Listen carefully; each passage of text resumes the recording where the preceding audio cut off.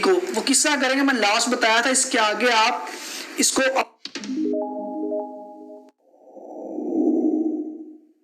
अस्सलाम वालेकुम गाइस, आज से हम स्टार्ट करने जा रहे हैं वेरिएबल्स। C++ के अंदर हम वेरिएबल्स किस तरह यूज करते हैं और इसकी टाइप्स क्या क्या हैं हम तमाम अंडरस्टैंड करेंगे। उसके बाद डेव के ऊपर प्रोग्राम भी करेंगे। चलिए स्टार्ट करते हैं, अपने लेक्चर की तरफ चलते हैं। वेरिएबल्स क्या होते हैं? वेरिएबल्स जी गाइस, वेरिएबल्स क्या होते हैं? वेरिएबल्स क्या होते हैं? मेमोरी एलोकेटर्स। आपको मैं आसान से लफ्ज़ में बताता हूँ। जिस तरह मैं a रखता हूँ 5, ठीक है, a रखा 5। मैथ्स के अंदर क्या होता है? आपने a 5 रखा, b 6 रखा, तो वो वैल्यूज क्या हो रही होती हैं?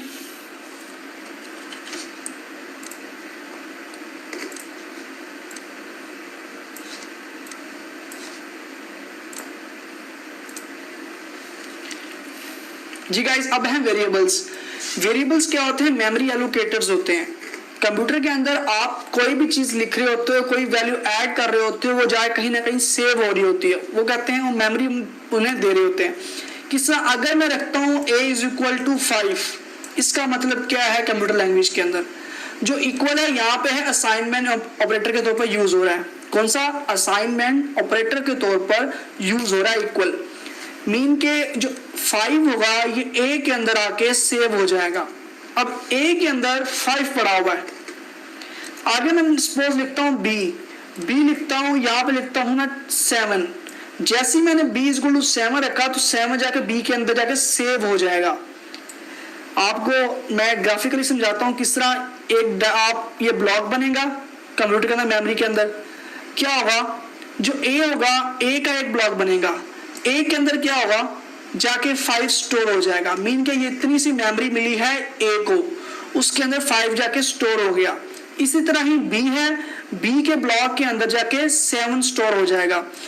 तो वेरिएबल कौन कौन से हैं? a वेरिएबल है, b भी क्या है? वेरिएबल है। ये मेमोरी एलोकेटर्स हैं। 5 को मेमोरी मिली a वाली, 7 को मेमोरी मिली b वाली, मतलब उनको नेम दिया, हमने रेफरेंस दिया हुआ है इसका। अब हम इन दोनों अगर ऐड करना चाह रहे हैं a और b को, तो इसको पहले हम किसी वैल्यू के अंदर स्टोर करवाते हैं। किस तरह? मैंने d लिखा, d लिखने के बाद यहाँ पे लिख रहा हूँ 5 + 7। इसका जो रिजल्ट निकलेगा, मीन 5 + 7 कितना होता है? 12। वो जाके कहाँ पे सेव हो जाएगा? d के अंदर। तो इसी तरह ही कंप्यूटर के अंदर क्या होगा? इस तरह एक ब्लॉक बनता है d के नाम से, तो उसके अंदर जाके क्या हो जाएगा? 12 सेव हो जाएगा। तो इस तरह ये मेमोरी एलोकेट्स हो रही होती हैं। अब मेमोरी एलोकेट होने के बाद जो वेरिएबल्स हैं इनकी कुछ टाइप्स होंगी कि आपने मेमोरी किस टाइप की सेव करनी है। तो आगे हम देखते हैं वेरिएबल की टाइप्स। यहाँ पे सबसे पहले जो वेरिएबल टाइप शो हो रही है वो है इंटीजर। इंटीजर्स क्या होते हैं?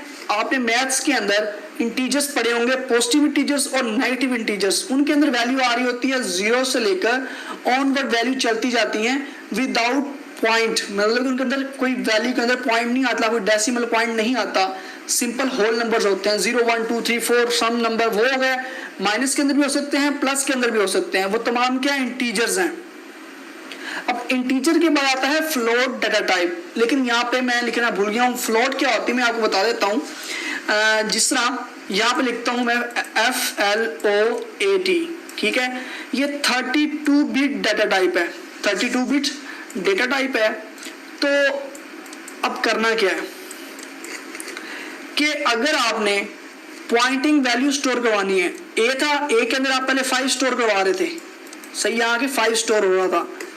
अगर आप a के अंदर करवाना चाह रहे हैं कोई भी पॉइंट वाली वैल्यू, जैसे 3.9 लिखा, तो ये a के अंदर जाकर सेव होगा, लेकिन ये पॉइंट वाली वैल्यू है। तो a के साथ स्टार्ट पे लिखोगे फ्लोट, FLOAT। फ्लोट आप स्मॉल लेटर में लिखोगे, फ्लोट लिखा a, मतलब कि a के अंदर फ्लोट वाली वैल्यू सिर्फ आके सेव होगी, पॉइंट वाली वैल्यू। और इसके अंदर आप इंटीजर वैल्यू भी सेव कर सकते हो फ्लोटिंग के अंदर आगे, मीन के विदाउट पॉइंट भी सेव कर सकते हो। आगे नेक्स्ट आ जाती है डबल। डबल क्या होता है? अब ये भी सेम, फ्लोट और डबल सेम होते हैं, लेकिन इनमें दोनों में डिफरेंस क्या है? जो फ्लोट होता है वो होता है 32 बिट। मीन केस के अंदर कम वैल्यू स्टोर हो सकती है। जो डबल होता है इससे ग्रेटर डाटा टाइप होती है, इसके अंदर ज्यादा वैल्यू स्टोर हो सकती है। डबल के अंदर ये होती है 64 बिट, ठीक है, डबल होती है 64 बिट होती है। अब इन दोनों का मेन डिफरेंस आपको मैं समझाता हूँ। अगर जो फ्लोट होता है, फ्लोट के पॉइंट के बाद डेसिमल पॉइंट होता है, इसके अंदर ज्यादा से ज्यादा वैल्यूज पॉइंट के बाद 7 स्टोर हो सकती है। मीन के 9 1 8 6 1 और 4 लिखा और 1 लिख दिया, ये 7 है पॉइंट के बाद। ये वैल्यूज जाके आपने ए के अंदर स्टोर की हैं। सपोज नहीं ए लाजमी नहीं ए लेना, बी भी ले सकते हो। ये पॉइंट के बाद 7 वैल्यूज ही आ सकती हैं फ्लोट के अंदर। जो डबल होता है इसमें पॉइंट के बाद आप 7 से भी ज्यादा वैल्यूज लिख सकते हो, मतलब कि प्रेसिजन ज्यादा होती है इसके अंदर। जब हम प्रैक्टिस करेंगे ज्यादा समझ आएगी। तो आगे कैरेक्टर, कैर कहते हैं इसे, CHAR लिखा हुआ है कैर, यह है कैरेक्टर्स। कैरेक्टर क्या, अब आपने ए के अंदर पहले 5 स्टोर करवाया, पॉइंट वाली वैल्यू स्टोर करवाई। अब मैं चाह रहा हूं कोई कैरेक्टर स्टोर करवाएं।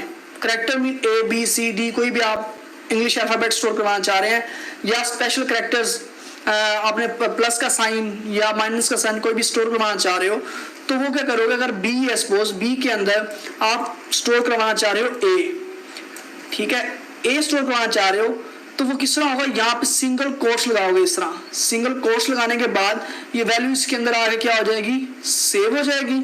और इसके आगे क्या लिखोगे, इधर कैर, यहाँ पे लिख दोगे कैर। तो अब इसके अंदर कैरेक्टर वैल्यू स्टोर होगी। अगर आप ये कोट्स नहीं लगाओगे, ये वाले ये कोट्स सिंगल कोट नहीं लगाओगे, तो ये वैल्यू इसको एरर देगा डेव, क्योंकि ये इसको रिकॉग्नाइज नहीं करेगा। और ये लास्ट पे करना है आपने सेमीकोलन भी लगाना है। आगे नेक्स्ट है स्ट्रिंग। स्ट्रिंग क्या होता है, आपने एक पूरी स्ट्रिंग जो आपने लास्ट लेक्चर के अंदर हेलो वर्ल्ड प्रिंट करवाया, हेलो पाकिस्तान करवाया, आप किसी वेरिएबल के अंदर स्टोर करवाने के बाद प्रिंट करवाना चाह रहे हैं, तो वो क्या होगी, कोई लाइन आप स्टोर करवाओगे स्ट्रिंग के अंदर, ठीक है। बूलियन क्या होता है, बूलियन होता है आपको ट्रू और फॉल्स के अंदर आंसर दे रहा होता है। बहुत मैंने डिटेल के अंदर बता दिया है, ठीक है। फिलहाल यही है, नेक्स्ट आप जब प्रैक्टिस करेंगे आपको ज्यादा समझ आएगी। अब नेक्स्ट